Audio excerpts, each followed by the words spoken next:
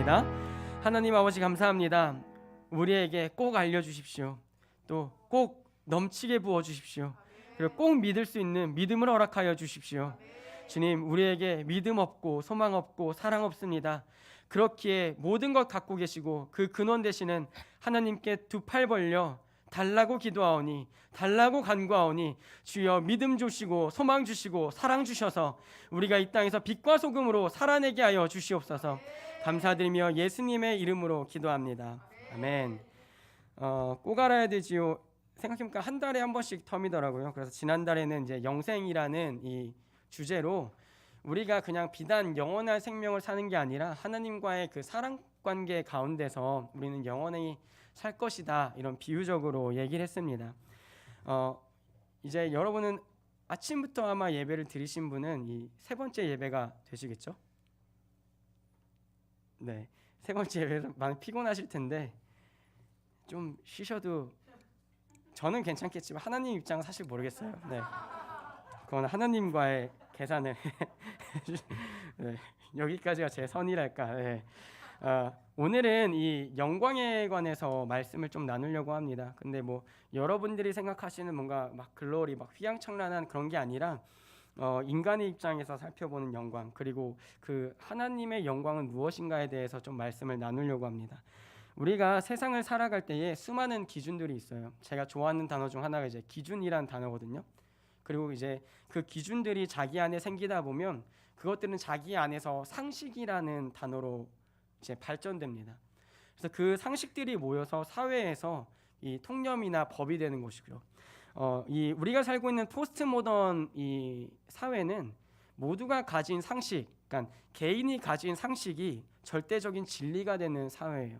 예를 들어서 아영자매가 성경은 하나님의 말씀이 아니다라고 얘기할 수 있죠. 그리고 주장할 수 있어요. 그리고 그것을 믿을 수 있어요. 근데 예전에는 그것이 진리인가 아닌가에 대해서 막 싸우고 죽이기도 하고 했습니다. 하지만 이 시대는 그래, 너의 진리는 맞아라고 인정해줘야 하는 시기가 온 거예요. 내 의견과는 부딪히더라도 이 부딪히고 토론의 현장이 되는 게 아니라 그 사람의 인권과 인격을 존중하기 때문에 그 사람의 의견과 견해를 존중해야 되는 시기가 오는 거예요. 그럼 이 시대는 이 필연적으로 이 복음과 포스트 모던이라는 사상이 부딪힐 수밖에 없어요. 세상 사람들은 복음에 관대한 것 같지만 그렇지 않거든요. 복음을 인정해 준다고 하지만 이 포스트 모던에서 너네 것을 존중하고 인정해라고 얘기를 하지만 복음에 대해서는 결코 그렇게 반응하지 않습니다. 왜냐하면 복음은 되게 외골수처럼 보이거든요. 그리고 뭔가 그 복음은 우리가 가진 진리, 그러니까 자기가 생각하는 그 진리에 대해서 부딪힐 수밖에 없게끔 만들어요. 나는 진리인데 복음이란 진리가 내 삶으로 다가왔을 때 나라는 진리가 깨져야 복음이란 진리가 내 안에 들어올 수가 있거든요. 근데 나라는 진리를 복음과 동등하게 생각하고 싶은 거예요. 복음이란 진리와 나도 진리야, 내가 말하고 내가 생각하는 것도 진리야, 두 가지 진리가 세상에서 존재하게끔 이렇게 되지 않는 이상 둘 중에 하나는 싸워서 없어져야 되는데 이 우리가 믿는 이 성경이란 복음은 절대적인 거거든요. 근데 세상에서 말하는 진리는 상대적이에요. 근데 이 상대적인 것과 상대적인 것과 이 절대적인 게 부딪히면 절대적인 게 이길 수밖에 없는데 이 인간의 입장에서 이 상대적인 나라는 진리를 내 입장이기 때문에 절대적으로 만들어 놓고 절대적인 것과 절대적인 것이 부딪혔을 때 일어나는 이 충격, 그 충격과 탓을 복음에게 한다는 거예요. 그럼 오늘 제가 왜 이 영광을 관해서 얘기하면서 이 포스트 모던, 이 어려운 막 절대적인 것, 상대적인 것 이것을 얘기할까요? 우리가 복음을 믿고 따라가다 보면 복음이 절대적이라고 믿을 때에 우리 안에는 여전히 나라는 절대적인 그 존재가 존재해요. 엄연히 살아있어요. 결코 상대적이지 않아요. 남들이 나를 볼 땐 상대적이라고 평가하고 얘기할 수 있는데 내가 나를 볼 땐 난 절대적이거든요. 근데 그 내가 깨지지 않으면 이 하나님의 영광을 볼 수가 없다는 거예요. 그리고 그 하나님의 영광을 인정하지 않으려고 해요. 사사기 21장 25절에 이렇게 기록되어 있어요. 그때 이스라엘에 왕이 없으므로 사람이 각기 자기의 소견에 옳은 대로 행하였더라. 이 포스트 모던 시대가 들어오면서 제일 이 교수님들이나 목사님들이 많이 인용하는 게 사실 이 본문이에요. 사사기. 자기의 의견이 정답이 되던 시기, 자기의 견해가 진리가 되던 시기, 근데 그들에겐 하나님이라는 왕이 있었는데 그들이 하나님을 왕으로 인정하지 않던 시기. 그 이유가 무엇입니까? 내 견해가 더 옳다고 여겼으니까. 내 믿음이, 내 생각이, 내가 가진 것들이 하나님이 채워줄 수 없는 진리라고 여기던 시대예요. 그래서 하나님의 답이 있어도, 하나님의 말씀이 있어도 그것과 내 것을 가지고 계속 저울질하는 게 우리의 인생이에요. 하나님의 답이 맞나? 나의 답이 맞나? 하나님의 말씀이 맞나? 내가 살아온 인생이란 경험이 더 정답인가? 그래서 우리는 이 시대를 살아갈 때에 사람이 각기 자기의 소견에 옳은 대로 행하였더라 란 이 모습이 사사기의 모습이 아니라 오늘의 모습이에요. 근데 이 상황 가운데서 이 상황이 좀 지나면 어떤 시대가 오냐면 사무엘상 3장 1절입니다. 아이 사무엘이 엘리 앞에서 여호와를 섬길 때에는 여호와의 말씀이 희귀하여 이상이 흔히 보이지 않았더라 라고 기록되어 있어요. 말씀이 있는데 이것이 희귀해요. 근데 이 말씀이 이방 민족에게는 없죠. 이방 민족에게는 이 말씀이 없어요. 근데 당연히 있어야 할 이스라엘 민족에 이 말씀이 희귀해진 거예요. 하나님의 기적과 이상이 도저히 보이지 않는 시기가 된 거예요. 마땅히 하나님의 통치와 그 왕권과 하나님의 다스림이 있어야 할 이 이스라엘 족속에게조차도 자신의 의견대로 행하던 그때가 있고, 그 시기가 지나서 아주 말씀이, 제사장 집안에도 말씀이 희귀해지고 이상이 희귀해져서 이제 하나님의 대리자가 없는 거예요. 그럼 하나님의 말씀이 희귀해지고 없어지면 어떤 일이 발생합니까? 자기의 답이 생기기 시작해요. 자기의 답으로 자기의 삶을 통치하기 시작해요. 하나님의 말씀이 희귀하기 때문에 그 희귀한 것보다 내 주변에 자주 접할 수 있는 사람과의 얘기나 자신이 생각하는 것들을 답으로 삼고 살아갈 수밖에 없습니다. 이 예수라는 정답이 우리 인생에 희귀하거나 없다면 우리는 그것을 놓고 씨름하는 게 아니라 그것을 떼어놓고, 이건 어쩔 수 없어, 왕이 없으니까, 그리고 말씀이 희귀하니까 내 것을 채우려고 끊임없이 나아간다는 것입니다. 여러분 안에 예수가 없으면 그 안이 공터가 아닙니다. 여러분 안에 예수님이 없는 그 자리는 공터가 아니고 그 자리에는 명명백백하게 나라는 존재가 가득 차 있어요. 그냥 어느 정도 차 있는 게 아니라 내가 가득 차 있어요. 근데 그 자리에 나를 앉혀놓고 내가 그 빈 마음에 나를 가득 채워놓으면 어떤 일이 생겨나냐면 마태복음 27장 26절입니다. 이에 바라바는 그들에게 놓아주고 예수는 채찍질하고 십자가에 못 박히게 넘겨주니라. 자신이 생각하는 답이 아니면 그게 진리이고 정답일지언정 잘라낸다는 거예요. 말도 안 되는 살인자와 정답을 바꿔놓습니다. 그리고 그 정답이 마음에 들지 않다는 거예요. 왜? 내 마음에 그 답은 필요가 없으니까. 내 마음에 그 답은 존재할 이유가 없는 거예요. 그러고 나니까 예수님은 죽어도 되는데 이 민간에 살인은 저지르던 강도는 놓아주라는 거예요. 저 사람이 정답보다 낫다는 거예요. 근데 그 이유가 무엇입니까? 예수라는 정답이 희귀하고 내 의견이 가득 찬 내 마음에 예수님이 오시면 불편해요.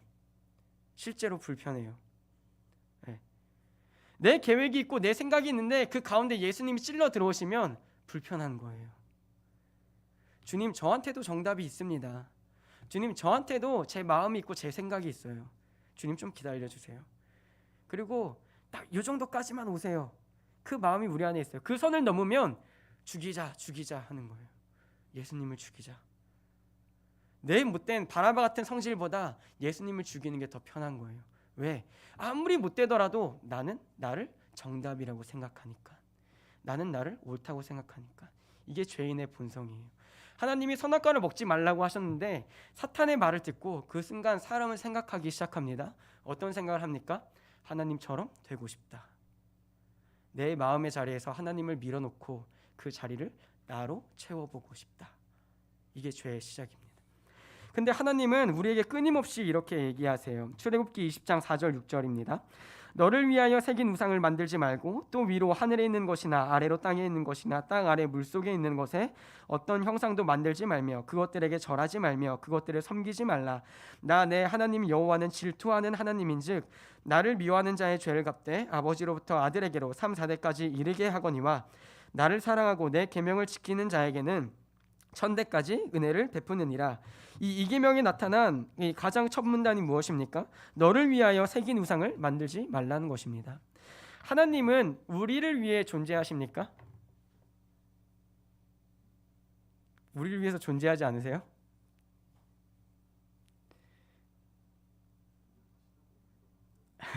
네. 네. 우리를 위해서 존재하시기도 하세요.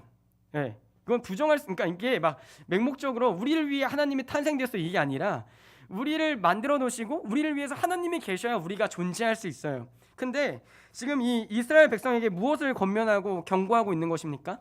너를 위하여 새긴 우상을 만들지 말라는 거예요. 이 너를 위하여라는 단어에 두 가지 의미가 담겨 있죠. 첫 번째로 하나님은 그 자체로 하나님이시라는 거예요. 그러니까 나의 도움과 나의 목적과 나의 어떤 것을 위해서 하나님이 계신 게 아니라 나라는 삶에 하나님의 영광을 채워주시려고 하나님은 우리에게 은혜를 베풀어 주시고 계신 것이죠. 근데 우리는 그 반대로 생각할 때가 많다는 거예요. 나의 꿈과 나의 비전과 나의 삶의 영위를 위해서 하나님이 존재하신다. 제가 어렸을 때 이러한 생각을 정말 많이 했거든요. 저는 항상 하나님이 저를 위해 존재한다고 생각했어요. 그러니까 서로 이익인 관계, 하나님이 나한테 잘해주시면 나도 하나님한테 갚아드리는 관계.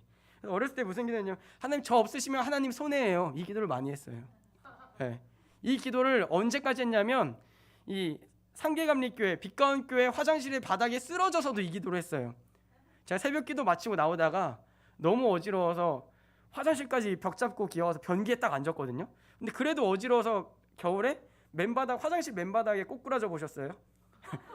그대로 다 꼬꾸라졌는데 막 혼이 빠져나간 느낌이 드는 거예요. 막 힘이. 그래가지고 주님 저 죽으면 유치부 애들 누가 책임질까요? 저 죽으면 하나님 손해입니다. 이 기도를 제가 끝까지 했어요. 그때 얼마나 이제 철이 없으면 그랬겠어요. 바닥에 쓰러져 죽어가는 놈이 저 죽으면 하나님 손해예요. 나 죽으면 하나님 나라 손해지. 빨리 살려내. 이 기도를 한 거잖아요. 그렇게 생각했던 거예요. 제가 하나님을. 지금 말고 어렸을 때요. 네. 그럴 때 그 생각을 했어요. 다들 그러신 적 있으시죠? 네, 아영정님 감사합니다. 위로가 되네요. 좀 이런 네, 그 생각을 제가 했어요. 근데 어느 순간 보니까 그 하나님과 나의 관계가 잘못 맺어진 거예요. 내 안에서. 그리고 신앙이 어렸을 때는 다 그런 생각을 좀 하잖아요. 다들 신앙이 성숙하시네요. 저는 과정이 많았거든요. 네. 근데 그 신앙이 어렸을 때는 다 하나님이 막 나만 예뻐하시는 것 같고 막 나를 위해서 다 해주실 것 같은데 시간이 지나면서 이게 힘들어져요. 하나님과의 관계가. 그러면서 무엇을 만들어내기 시작해요? 나를 위하여 존재하는 신을 만들고 싶어요. 그래서 나에게 좋은 말을 해주는 사람을 가까이 두고 싶어요. 막 위로해주고 괜찮다고. 그러니까 때에 맞는 위로는 아주 좋은 거지만 그 때에 맞지 않는 위로도 있거든요. 근데 좋은 말을 해주고 잘하고 있다고 얘기해준 사람을 가까이에 두고 싶어해요. 그리고 내 안에서도 내가 하나님 말고 다른 우상을 만들어서 말씀을 가져다가도 나를 위로할 때가 있어요. 말씀을 가져다가도 그래 그렇게 얘기할 때가 있어요. 근데 하나님은 분명히 얘기하시는 거예요. 너를 위하여 새긴 우상을 만들지 말고 또 위로 하늘에 있는 것이나 아래로 땅에 있는 것이나 땅 아래 물속에 있는 것에 어떤 형상도 만들지 말며. 이 세상은 모두 다 피조물이에요. 하나님의 피조물이에요. 근데 그 피조물에 하나님의 영광을 덧입혀서 그것을 경배하는 행위를 하나님은 버티실 수가 없다는 거예요. 그러니까 하나님의 영광을 나라는 존재나 혹은 다른 것들에 덧입혀서 이것이 우리를 인도해내신 하나님이시다라고 얘기하는 그 찬송을 하나님은 견디실 수가 없는 거예요. 예를 들어 볼까요? 우리가 정말 좋은 일을 했어요. 민정 집사님이 어느 날 이 교회 이 천장 누수된 거 공사를 혼자 싹 하시고 철탑을 자기가 막 10일에 걸쳐서 망치로 때려가지고 부숴가지고 막 설치까지 다 해놓으셨어요. 근데 갑자기 제가 강단에 올라와서 여러분 사실 제가 드릴 말씀이 있습니다. 제가 10일에 걸쳐서 철탑 공사를 완료했습니다. 얘기하는 순간 모르시는 분들이야 노대현 전도사님이 민정집사님은 어떻게 하실까요? 그 얘기를 듣는 순간 주머니에 있던 손도끼를 해서 그러니까 결국 이 예를 든 거지만 이런 거예요. 하나님이 다 만드시고 인도하시고 이끌어주시고 은혜 주시고 긍휼을 부어주셨는데 그거를 우리가 우리 마음을 위하여 만든 우상이 되고 이 개구리가 이 소가 이 사람이 우리를 여기까지 인도해내었다라고 얘기하는 꼴이 된 거예요. 하나님의 입장에서 그 영광을 송두리째 뺏겨버린 거예요. 뺏겨버리는 게 아니라 거짓된 것에 인간들이 매몰되어서 진짜로 은혜를 베풀었던 그 하나님을 잊어버리게 되는 거예요. 그래서 우상을 만든다는 건 그냥 내가 저거 다른 거 섬겨야지 이거 섬겨야지가 아니라 하나님을 잃어버리는 가장 큰 결론이에요. 하나님을 잊어버리면 우상을 만들 수밖에 없어요. 내 마음에 하나님이 없으면 그 자리에 다른 것들을 채울 수밖에 없어요. 그리고 그 다른 것들을 채운 그것들을 가지고 이것이 나를 살려냈구나 라고 찬미하고 경배할 수밖에 없어요. 근데 그 자리에 누가 있을 확률이 높습니까? 바로 나라는 자아가 있을 확률이 굉장히 커요. 내가 교회에서 무엇을 해서 교회가 변화되었다, 혹은 교회에서 무엇이 되어서 내가 어떤 봉사를 해서 교회가 깔끔하게 되었다. 우리가 교회에서 자랑할 것들이 많습니다. 뿐만 세상에서도 자랑할 것이 많아요. 근데 교회 내에서 특히 인정받는 걸 좋아해요. 누가요? 그러셨어요? 네. 민정희 사님 그러셨대요. 농담. 제가 그래요. 저 어렸을 때 제가 항상 말씀드렸죠. 제 첫 번째 기도 제목은 하나님 이 세상에서 저를 제일 많이 사랑해 주세요. 이게 제 기도 제목이었어요. 네. 그래서 교회에서도 제가 사랑을 제일 많이 받았으면 좋겠는 거예요. 제가 제일 많이. 그래서 그런 거에 질투가 굉장히 많았어요. 막 공부에는 아예 흥미가 없어서 어머님 속상한 말씀이시지만 그거에 관심이 없고요. 교회에서 막 누가 기도를 5분 했다, 그럼 전 무조건 10분 해야 돼요. 왜? 내가 더 사랑받아야 되니까. 네.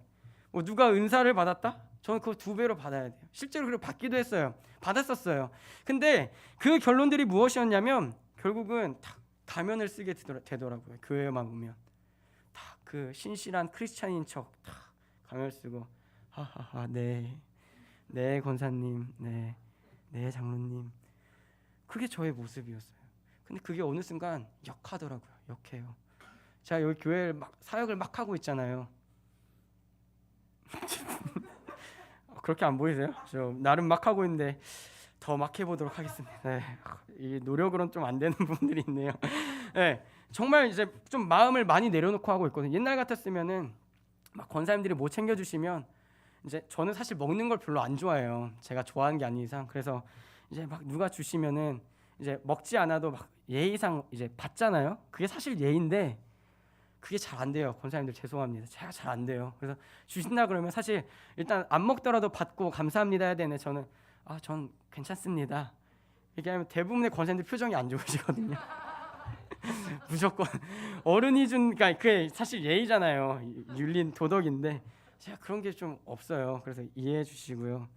왜 얘기를 어쨌든 그 제 안에 그런 모습이 계속 있었다는 거예요. 하나님을 믿고 은사가 있고 기도도 많이 한다고 하지만 남들보다 많이 한다고 하지만 그 기도를 많이 한 이유와 그 은사를 갈망함과 신앙을 갈망한 이유가 하나님을 더 사랑하고 알고 싶어서 하는 것들이 아니라 내 안에 나에 대한 그 자의적 만족이 필요했던 거예요. 노대현은 기도를 누구보다 더 많이 해. 노대현은 교회 봉사를 더 많이 해. 그러니까 결국 그 자리에 내 안에는 나를 속이기가 쉽죠. 내가 하나님을 위해서 기도하고 있다라고 착각하기 쉬워요. 내가 하나님을 사랑하고 있다라고 착각하기 쉬워요. 근데 그 내용의 결과가 무엇이냐면 누군가 나를 인정해주지 않고 칭찬해주지 않으면 하나님이고 뭐고 그것이 싹 뒤바뀐다는 거예요. 그래서 내가 이만큼 하는데 왜 아무도 말해주지 않는 거지? 내가 이 정도 하는데 왜 누구도 말해주지 않는 거지? 그리고 또 누군가 그걸 말해주면 은혜 받은 것처럼 기분이 너무 좋아요. 기쁨이 넘치고 콧노래를 흥얼거리고. 그게 우상을 세운 우리의 모습이에요. 그냥 우리가 어떤 것을 만들어 놓고 이건 하나님이시다 저라는 게 아니라 그 하나님의 자리에 나를 위하여 만든 내가 존재한다는 거예요. 우리 마음에 나를 위하여 만든 내 자의식이 존재해요. 그것을 하나님이 거부하시고 경멸하시고 질투하신다라고 얘기하고 계세요. 질투하시는데 3대까지 내가 미워할 거야. 끝까지 긍휼을 베푸시 않는 게 3대까지 내가 널 미워할 거야. 근데 그렇지 않으면 내가 은혜를 1000대까지 베풀 거야 라고 하나님은 지금 얘기하고 계신 것입니다. 이어서 로마서 1장 21절 25절에서는 이렇게 기록되어 있어요. 하나님을 알되 하나님을 영화롭게도 아니하며 감사하지도 아니하고 오히려 그 생각이 허망하여지며 미련한 마음이 어두워졌나니 스스로 지혜 있다 하나 어리석게 되어 썩어지지 아니하는 하나님의 영광을 썩어질 사람과 새와 짐승과 기어다니는 동물 모양의 우상으로 바꾸었느니라. 그러므로 하나님께서 그들을 마음의 정욕대로 더러움에 내버려 두사 그들의 몸을 서로 욕되게 하게 하셨으니 이는 그들이 하나님의 진리를 거짓 것으로 바꾸어 피조물을 조물주보다 더 경배하고 섬김이라. 주는 곧 영원히 찬송할 이시로다. 아멘. 바울이 로마서에서 이렇게 기록하고 있는 것 아닙니까? 우리가 하나님을 알면 하나님을 영화롭게 해야 합니다. 그리고 하나님께 감사해야 합니다. 그리고 우리의 생각과 지혜가 하나님을 향해야 합니다. 하지만 오히려 하나님을 안다고 얘기하지만, 하나님을 알아 라고 얘기하지만 그 마음에 하나님이 없기 때문에 미련한 마음이 어두워졌다라고 바울은 얘기해요. 그 결과가 무엇입니까? 스스로 지혜 있다 하나 어리석게 돼요. 하나님의 그들이 자기의 입장에서 볼 때 난 지혜로워, 난 진리를 갖고 있어 라고 얘기할 수 있지만 하나님 보시기에는 그 누구보다 어리석다고 얘기하고 있는 것입니다. 썩어지지 아니하는 하나님의 영광을, 무한하고 없어지지 않을 그 영광을 썩어질 피조물들의 모양으로 바꿔서 그것을 숭배하고, 우상 숭배 뒤에 어떤 본문이 나옵니까? 하나님께서 그들을 마음의 정욕대로 더러움에 내버려 두셨다. 그들의 몸을 서로 욕되게 하게 하셨으니. 이 말씀 가운데 우리가 생각해 봐야 할 것이 있습니다.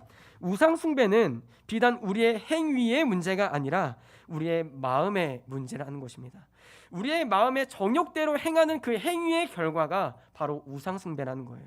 근데 그 모습의 결과가 뭐냐면 그들의 몸을 서로 욕되게 하게 하셨으니, 누구보다 지혜 있다고 생각했지만, 누구보다 정답을 갖고 있다고 생각했지만 그 결과가 우상 숭배였고, 그 결과로 가게 된 원인이 내 마음의 정욕대로 행한 것이었고, 그 결과가 하나님 보시기에 더러움에 내버려 두신다는 거예요. 우리가 우상을 따라 살 수 있습니다. 그리고 우리의 정욕대로 살 수 있습니다. 하지만 그 결과는 하나님 입장에서 더러움에 내버려 두신다는 결과입니다. 왜냐?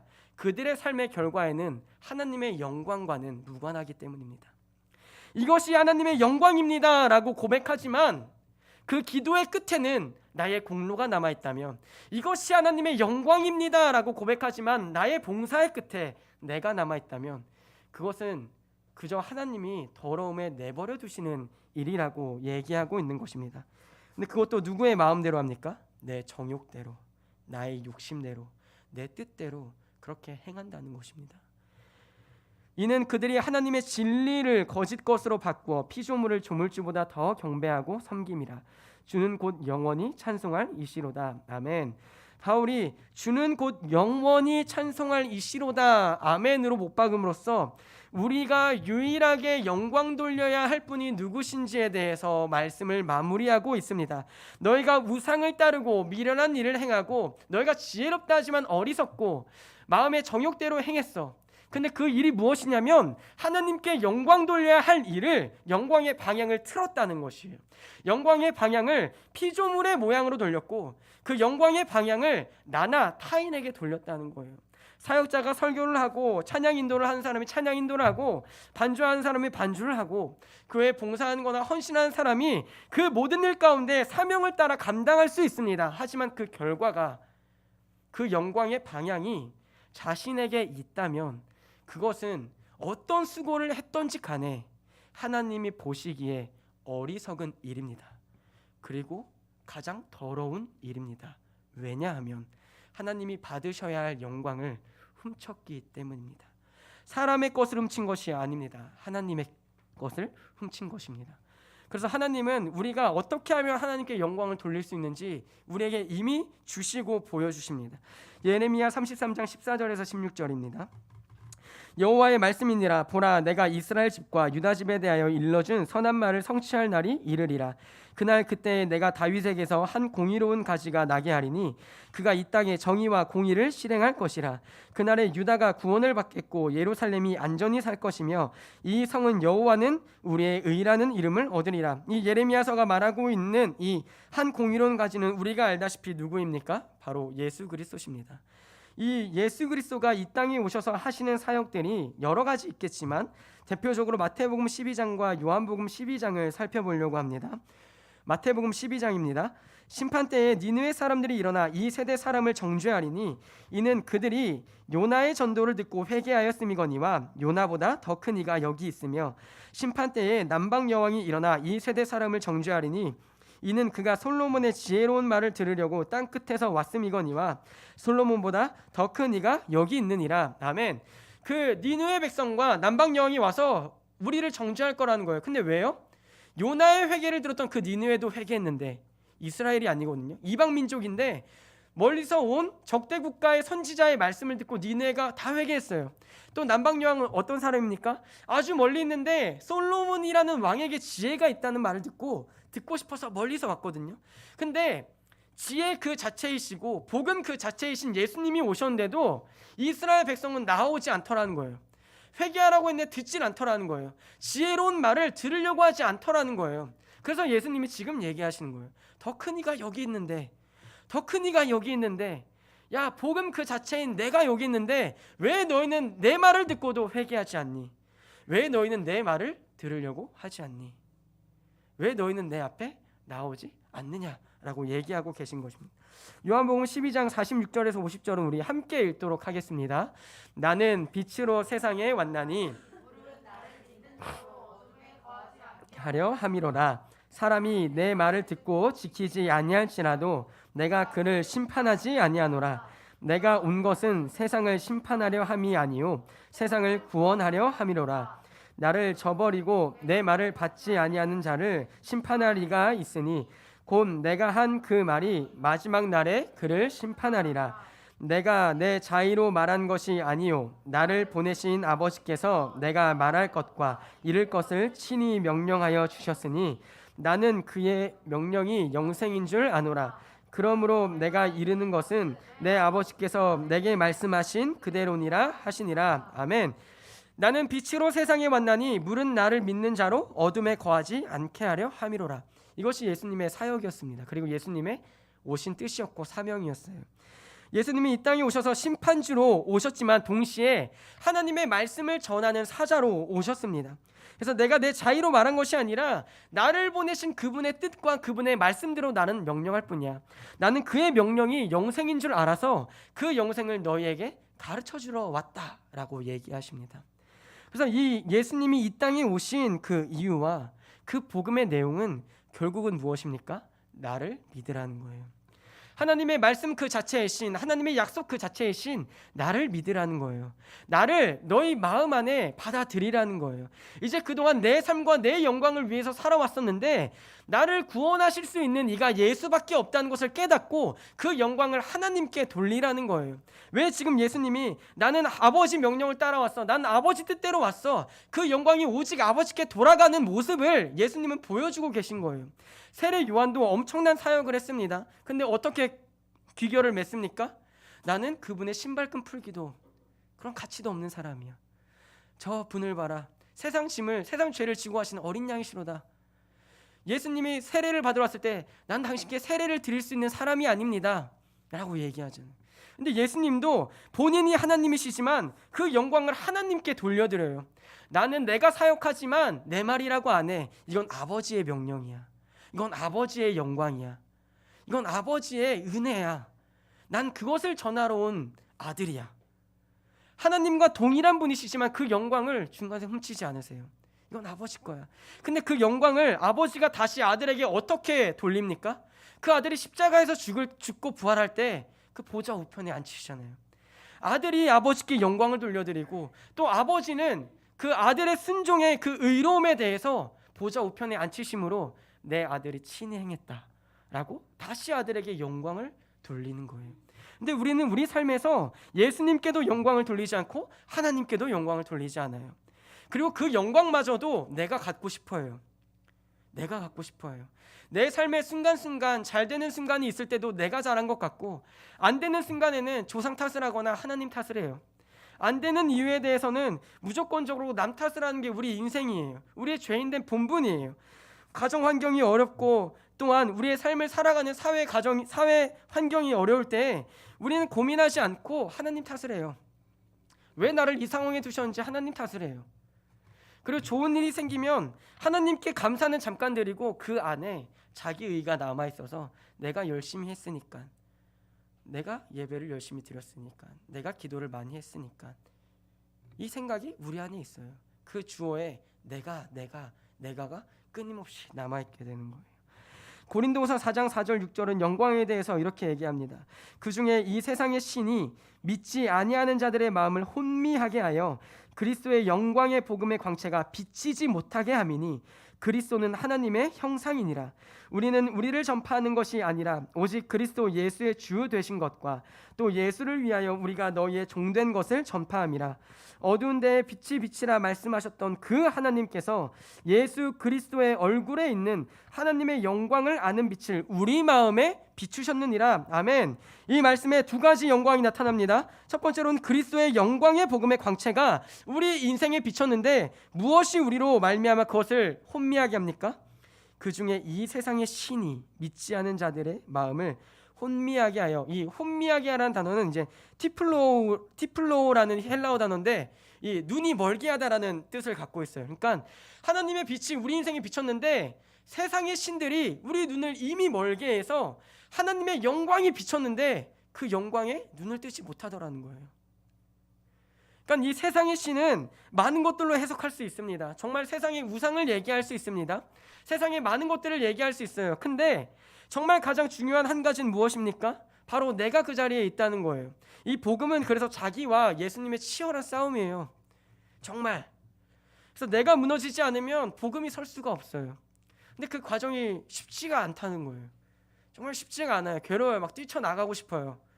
막 세상에서 소리치고 싶어요. 저는 그렇다고요. 네. 또 좋을 때는 또 얼마나 좋아요. 막 집에서 찬양만 해도 좋아요. 막 말씀만 들어도 막 눈물이 나요. 또 그 반대면 예배당에 오긴 왔는데 막 졸음이 쏟아지고 내가 여기 왜 있는지 은혜가 떨어지면 그 생각이 들어요. 근데 나라는 그 우상이 혹은 세상에서 내가 하나님보다 더욱 의지하는 그 우상이 우리 눈을 가려서 복음의 광채가, 영광의 복음의 광채가 우리 눈에 쫙 쏘여지는데도 우리가 그것을 덮고 이게 좋아 라고 얘기하고 있다는 거예요. 근데 그 영광이 무엇입니까? 그 하나님의 영광이 무엇입니까? 바로 예수 그리스도의 얼굴에 있다고 합니다. 얼굴은 그 사람 자체를 의미하거든요. 그러니까 예수 그리스도께 하나님의 영광이 나타나는 거예요. 예수 그리스도를 볼 때 우리는 하나님을 보는 거예요. 제자가 아버지를 우리에게 보여주십시오 할 때 예수님이 너희와 내가 이렇게 함께 오래 있었는데 너희 아직도 모르니? 라고 예수님이 얘기하시잖아요. 그래서 우리가 예수를 믿는다는 건 그 우리 삶의 방향성이 아예 어긋났던 그 영광을 다시 하나님이 수정해 나가고 계신 거예요.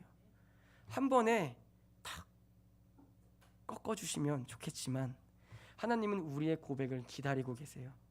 이 부분에서 영광을 떼서 하나님께 조금씩 돌려드리고 저 부분에서 다시 포기하고 떼서 다시 돌려드리고.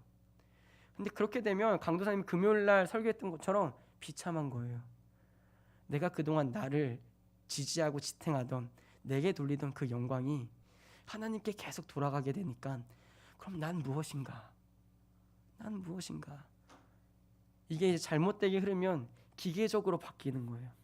은혜 없이 그냥 이런 복음만 말씀만 들으면 그럼 난 무엇인가? 난 하나님을 위해서 만들어진 존재인가? 네. 근데 그게 은혜가 없으면 자기가 깨어지지 않으면 계속 자기가 무의미한 존재가 되는 것 같아요. 신을 위해서 내가 존재한다고? 그럼 나는 뭔데? 그러면서 많이 거론되는 게 뭐냐면 보편적 구원론이에요. 하나님은 우리 인생의 뜻을 갖고 계셔. 그리고 우리가 어떻게 살아도 하나님은 우리를 사랑하시기 때문에 우리를 좋아하셔서 나를 좋아하셔서 나를 반드시 구원하실 거예요. 성경은 그렇게 얘기하지 않거든요. 하나님은 우리를 위해 존재하시면 동시에 우리는 하나님을 위해서 존재한다는 것을 알아야 돼요. 근데 하나님이 우리를 위해서 존재하신다만 우리가 알고 있으면 하나님은 우상이 돼요. 또 내가 우상이 돼요. 반대로 우리가 하나님을 알아가고 영광을 돌린다는 건 내가 하나님을 위해 존재한다는 것을 조금씩 인정해 나가는 과정이에요.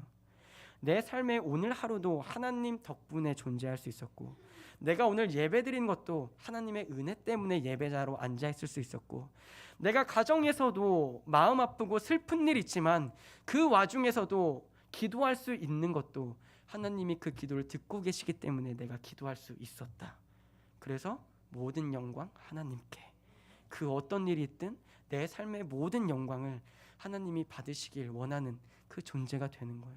그때 하나님은 우리를 위해서 역사하시기 시작하세요. 너 그거 내려놨니? 내가 더 큰 걸로 채울 거야. 내가 더 큰 걸로 더 큰 걸로 응답해주고 더 큰 걸로 열매 맺어줄 거예요.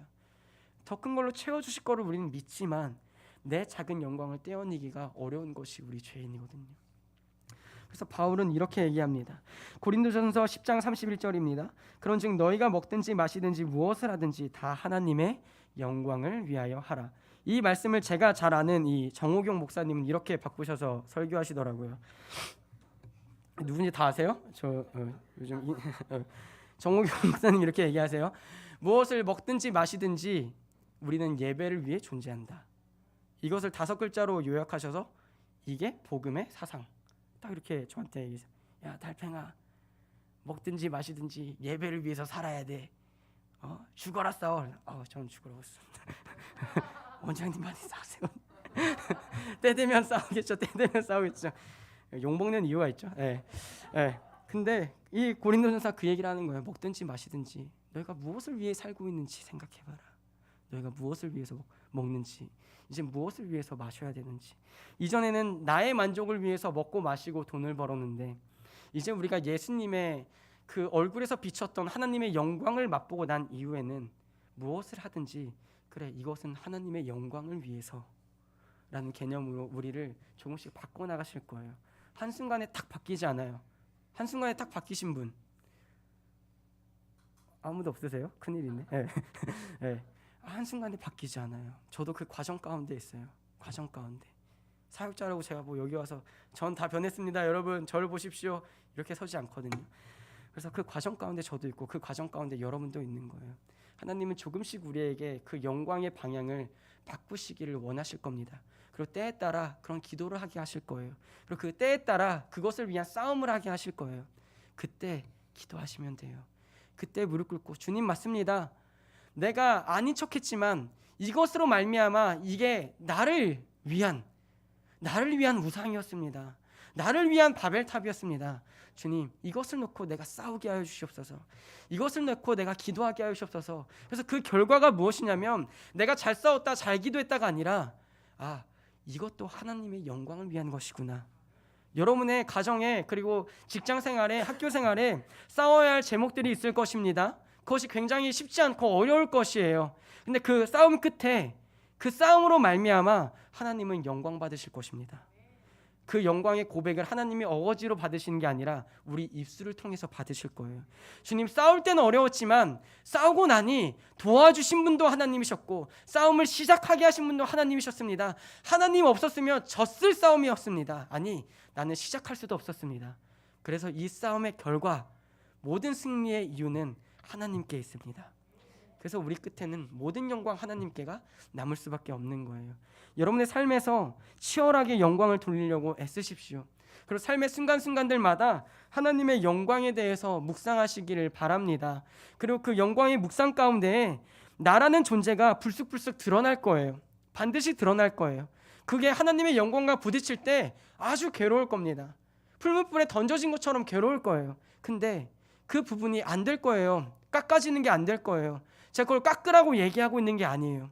저도 안 되는데 어떻게 제가 여러분 깎으세요 얘기하겠어요. 근데 그 안 될 때 그냥 기도하는 거예요. 주님 안 돼요. 하늘의 것으로 채워주세요. 그러고 나야 우리가 나는 한 것 아무도 없고 정말 하나님이 내 기도 들어주셔서 역사해 주셨구나. 그래서 우리가 어거지로 모든 영광 하나님께라고 고백하는 게 아니라 정말 모든 영광 하나님께. 나를 위해 싸워주신 그분, 나를 위해 기도해 주신 그분, 나를 위해 십자가에서 죽으신 그분, 정말 하나님께만 영광 돌릴 수 있는 그 모든 인생이 여러분이 그리고 우리 가정이 그리고 우리 교회가 되기를 축복합니다.